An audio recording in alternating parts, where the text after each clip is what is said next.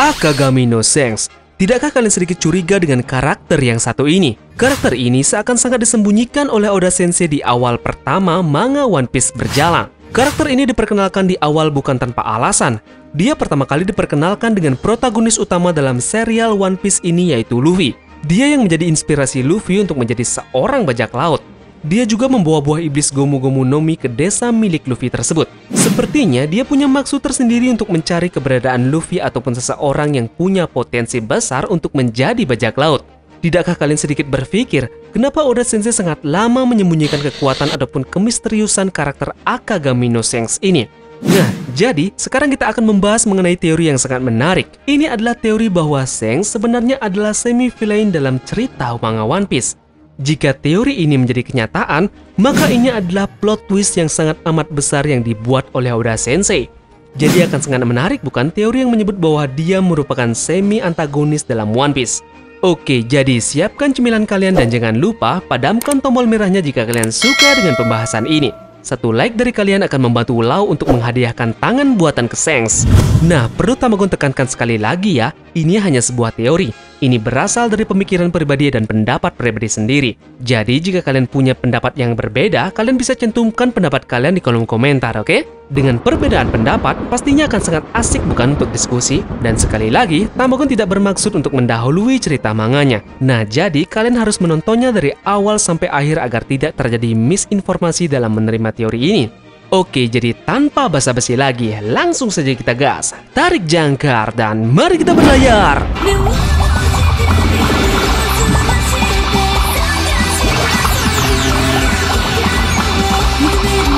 Deyot sama God.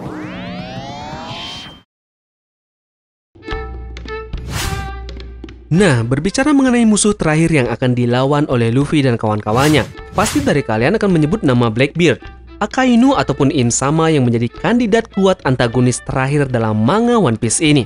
Namun, bagaimana jika semuanya itu ternyata salah? Bagaimana jika Oda Sensei ternyata memasukkan Sense ke dalam musuh utama atau musuh terakhir yang akan dihadapi oleh Luffy? Wow, menarik bukan? Tidakkah kalian sedikit curiga ataupun sedikit merasakan ada yang aneh tentang peran dari Sense ini? Pada awal kemunculannya di desa Fusa, Sense yang pertama kali diperkenalkan adalah sebagai bajak laut tanda petik sempurna yang harus ditiru atau dihormati oleh Luffy. Sebelumnya, Tamagon tidak mengatakan Sense itu jahat ya, melainkan semi-antagonis yang mungkin bertujuan sebagai penghalang akhir bagi Luffy. Ada beberapa hal dalam cerita yang mendukung hal bahwa Sense ini sebenarnya adalah semi-antagonis di One Piece. Jadi, Tamagon sudah kumpulkan beberapa informasi yang mungkin kita bisa tarik kesimpulan bahwa Sense merupakan semi-antagonis di One Piece. Namun ini tidak menutup kemungkinan ya bahwa karakter-karakter seperti Kurohige, Akainu atau Im-sama akan menjadi karakter utama yang akan dilawan Luffy nantinya.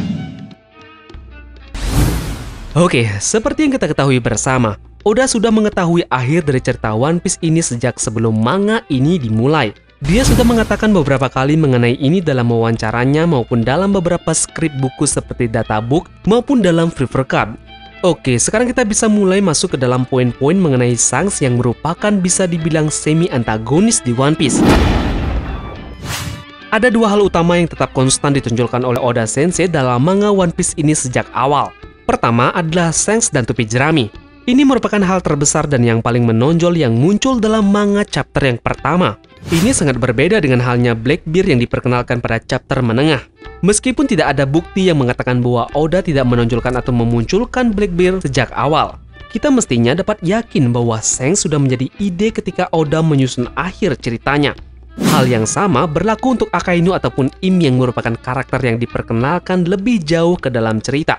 Oke, Shanks sendiri mungkin adalah karakter yang paling misterius dalam One Piece ini. Dari kita semua hampir tidak tahu apa-apa tentang tujuan atau hal utama tentang hampir semua hal darinya. Ada beberapa hal yang tampaknya bisa kita sematkan pada karakter Shanks ini. Dia adalah pertanda perdamaian. Tetapi saat dia kita katakan sebagai simbol perdamaian, hubungannya dengan pemerintahan dunia sangat amat unik dan sangat misterius. Seperti yang terlihat bahwa ternyata Sengoku menghormatinya. Padahal Sengoku ini adalah mantan atau bisa kita bilang dia adalah admiral terdahulu sebelum Akainu. Posisi admiral tentunya sangat tinggi bukan dalam marine? Tapi Sengoku ini seakan sangat segan dan sangat menghormati Shanks. Ini sepertinya normal sampai kita mendapatkan hal yang tidak masuk akal dalam satu panel ini. Yaps, Shanks tiba-tiba ada di markas Gorosei, tepatnya dia ada di Merejoa secara mendadak. Ini adalah salah satu pertanyaan yang paling besar dan sangat amat mencurigakan. Ini harus menjadikan sesuatu yang aneh bagi siapapun yang mengira bahwa Shanks adalah orang yang tanda petik baik. Nah, kemudian pada percakapannya antara Shanks dengan Gorosei berakhir tentang tanda petik bajak laut tertentu. Nah, banyak dari kalangan OP lovers maupun pencinta manga One Piece menyebut bahwa bajak laut yang dimaksud oleh Shanks ini adalah Kurohige. Kita tahu semua bahwa Shanks tidak pernah meremehkan Blackbeard. Sebelumnya kita tahu dia memperingatkan Shirohige tentang melarang Ace bertemu dengan Kurohige. Jadi, mengapa Oda tidak menyebut nama bajak laut Kurohige langsung? Namun, Shanks malah berkata bajak laut tertentu.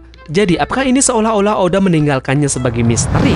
Nah, yang menarik adalah hal terakhir yang dilakukan oleh Shanks sebelum pergi ke Gorosei adalah melihat poster 1,5 miliar milik Luffy.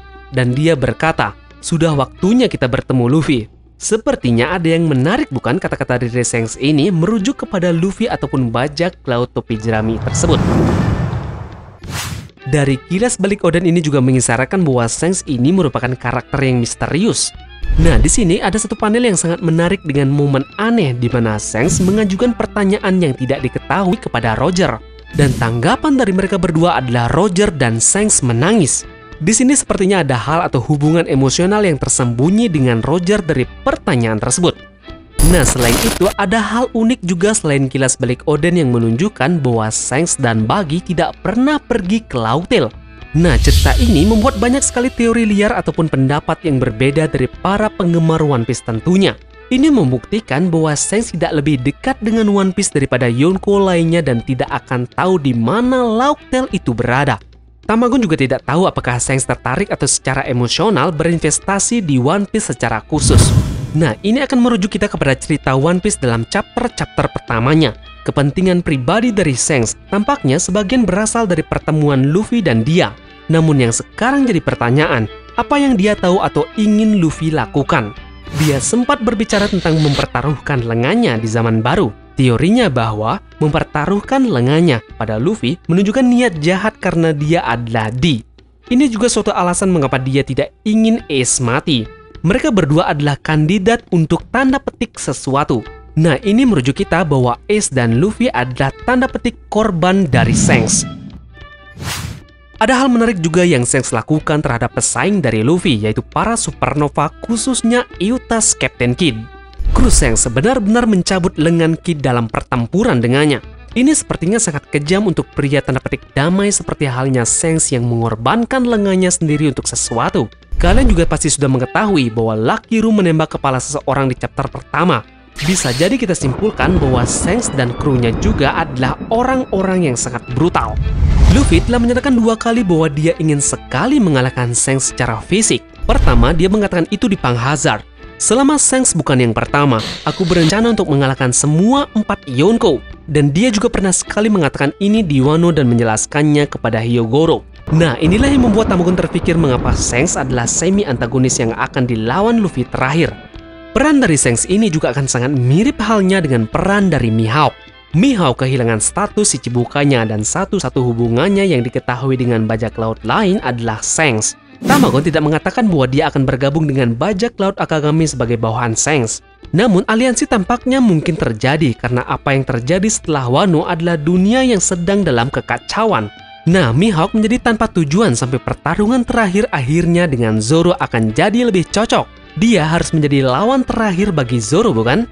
Jika Mihawk bergabung dengan Shanks, maka teori ini akan semakin kuat dan semakin yakin bahwa Shanks adalah antagonis terakhir yang akan dilawan oleh Luffy. Dan jika teori ini benar-benar menjadi kenyataan, pertarungan antara Luffy dan juga Shanks menjadi pertempuran terakhir yang sangat emosional. Mengembalikan topi jerami tampaknya menjadi plot terbesar yang telah dilakukan cerita manga One Piece ini. Karena ada kemungkinan indikasi Luffy menjadi raja bajak laut sebelum cerita berakhir. Nah, pada saat itulah waktu yang tepat bagi Luffy mengembalikan topinya kepada Shanks. Dalam pertarungan Luffy dan juga Shanks, pertarungan dari Zoro dan Mihawk seharusnya menjadi pertarungan terakhir juga bagi Zoro. Ini dengan asumsi bahwa Mihawk bersekutu dengan Shanks untuk perang terakhir. Nah, teori ini juga dapat menyentuh karakter dari Usopp, karena Usopp sangat ingin melampaui ayahnya dengan asumsi mereka bertemu sebelumnya. Nah, mungkin dalam pertemuannya dengan bajak laut Akagami juga akan menampilkan pertarungan unik antara ayah dan anak ini. Jadi, kesemua ini akan ada hubungan emosional yang besar dengan Shanks yang akan menjadi semi-antagonis terakhir di sini. Jadi, apakah nanti pertarungan dari Luffy dan juga Shanks tidak akan bisa terbantahkan lagi?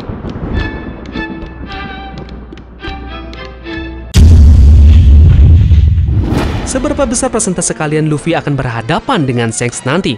Tulis pendapat kalian di kolom komentar ya. Dan jangan lupa like-nya jika kalian suka dengan pembahasan ini. Terima kasih sudah menonton.